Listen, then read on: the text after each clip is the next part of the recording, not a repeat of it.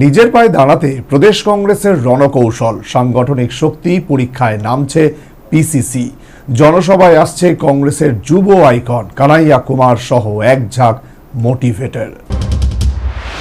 সেই 1988 সালে রাজ্যে ক্ষমতায় আসীন হয়েছিল কংগ্রেস। তবে কংগ্রেস তার একার শক্তিতে নয়, তখন কংগ্রেসের জোট শরিক ছিল শ্যামাচরণ ত্রিপুরার নেতৃত্বে টিইউজেএস। এরপর 1988 থেকে 1993 এই 5 বছরে প্রদেশ কংগ্রেসের গোষ্ঠীকোন্দল চরমে ওঠে। এর জেরে তাদের 5 বছর শাসনকালে দুইজন মুখ্যমন্ত্রী পদ অলংকৃত করেছিলেন। অভিযোগ, একদিকে গোষ্ঠীকোন্দল এবং অন্যদিকে বাম কংগ্রেসের রাজ্যে কুস্তি আর কেন্দ্রে দোস্তির ফর্মুলায় 1993 সালে বিধানসভা নির্বাচনে কংগ্রেস রাজ্য ক্ষমতা হারায়। সে থেকে প্রায় 35 বছর যাবৎ ক্ষমতার অলিন্দের বাইরে। এর মধ্যে 2023 সালের বিধানসভা নির্বাচনের পূর্বে চিরপ্রতিদ্বন্দ্বী বামেদের সাথে আসন সমঝোতা করে কংগ্রেস, কিন্তু তাতেও লাভের গুড়ে বালি। সর্বসাকুল্যে 13টি বিধানসভা আসনের প্রতিদ্বন্দ্বিতা করে মাত্র 3টি আসনে জয়ী হয় কংগ্রেস প্রার্থীরা। অপরদিকে সর্বভারতীয় স্তরেও সম্ভাবনা থাকা সত্ত্বেও বিভিন্ন রাজ্যে কংগ্রেস বিজেপির কাছে হার স্বীকার করতে বাধ্য হয়। এই অবস্থায় কংগ্রেস সাংগঠনিক দিক থেকে নিজেদেরকে শক্তপোক্ত করার দিকে মনোনিবেশ করেছে, হাতে নিচ্ছে একাধিক কর্মসূচি। এর অঙ্গ হিসেবে গোটা দেশে কংগ্রেস জয় বাপু জয় ভীম জয় সংবিধান শীর্ষক কর্মসূচি হাতে নিয়েছে। আগামী 11 মার্চ রাজধানীর ওরিয়েন্ট চৌমুহনীতে কংগ্রেস জনসভার ডাক দিয়েছে। রবিবার প্রদেশ কংগ্রেস ভবনে অল ত্রিপুরা অসংগঠিত শ্রমিক কংগ্রেসের বৈঠকের পর সাংবাদিকদের এই কথা জানালেন প্রদেশ কংগ্রেসের সভাপতি আশিস কুমার সাহা। আমাদের আগামী 11ই মার্চ জয় বাপু জয় ভীম জয় সংবিধানে কেন্দ্রীয় জমায়েত আগরতলা, এবং সেটা হবে ওরিয়েন্ট চৌমুহনীতে। আমরা এই জমায়েতে আমাদের কেন্দ্রীয় নেতৃত্বদের তাদেরকে আমন্ত্রণ জানিয়েছি। আমাদের এই জমায়েতে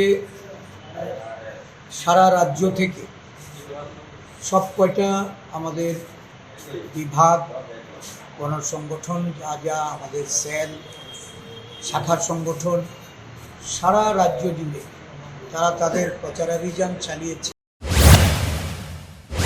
তিনি বলেন, প্রদেশ কংগ্রেস এই জনসভাকে সফল করার চ্যালেঞ্জ হাতে নিয়েছে। সে সাথে রাজ্যে উন্নয়নের নামে যে দুর্নীতি চলছে তার বিরুদ্ধে কংগ্রেস মাঠে নামছে। মধ্যে দিয়ে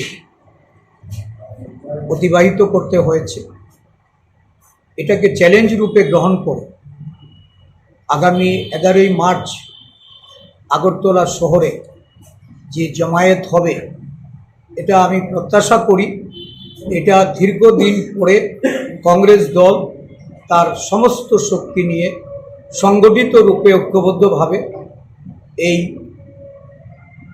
বেশ কয়েকটা আমাদের যে দাবি দেওয়া, সংবিধানকে রক্ষা করা, সংবিধান প্রদত্ত সংরক্ষণকে যাতে কোনোভাবেই এটাকে বিলুপ্ত করতে না পারে সেই লক্ষ্যে, এবং মানুষের গণতান্ত্রিক অধিকার ফিরিয়ে দিতে, উন্নয়নের নামে যে ব্যাপক দুর্নীতি সংগঠিত হচ্ছে এই দুর্নীতির বিরুদ্ধে সোচ্চার হতে কংগ্রেস মাঠে নামছে।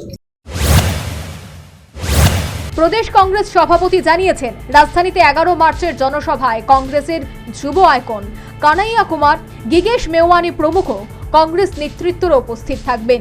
একই সাথে রাজধানীর জনসভাকে সাফল্যমণ্ডিত করে তোলার জন্য প্রদেশ কংগ্রেসের এআইসিসির ইনচার্জ সপ্তগিরি শঙ্কর আগামী 7 মার্চ রাজ্যে আসছেন এবং 8 মার্চ পর্যন্ত তিনি রাজ্যে সাংগঠনিক সফর করবেন।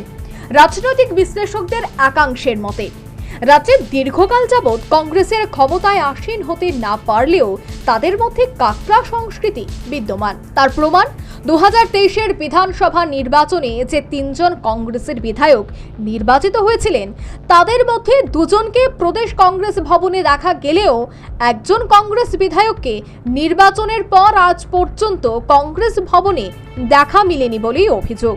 যদিও সেই কংগ্রেস বিধায়কের নেতৃত্বে তার নির্বাচনী এলাকায় বিগত পঞ্চায়েত নির্বাচনে শাসক দলকে হারিয়ে অধিকাংশ পঞ্চায়েত সহ পঞ্চায়েত সমিতি দখল করেছে, কিন্তু সাংগঠনিকভাবে গোটা রাজ্যে কংগ্রেস পঞ্চায়েত নির্বাচনে এই সফলতাকে তুলে ধরার মতো কর্মসূচি আজ পর্যন্ত হাতে নেয়নি পিসিসি, এমনটাই অভিযোগ একাংশ কংগ্রেস নেতা কর্মীদের।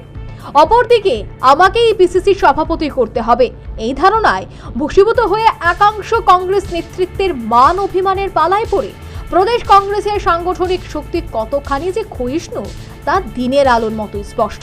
যাই হোক, জয় বাপু জয় ভীম জয় সংবিধান শীর্ষক এআইসিসির কর্মসূচিকে সামনে রেখে প্রদেশ কংগ্রেস তাদের আহত জনসভাকে কতখানি সাফল্যের শিখরে নিয়ে যেতে পারে সেটাই এখন দেখার। Bureau report, news vanguard.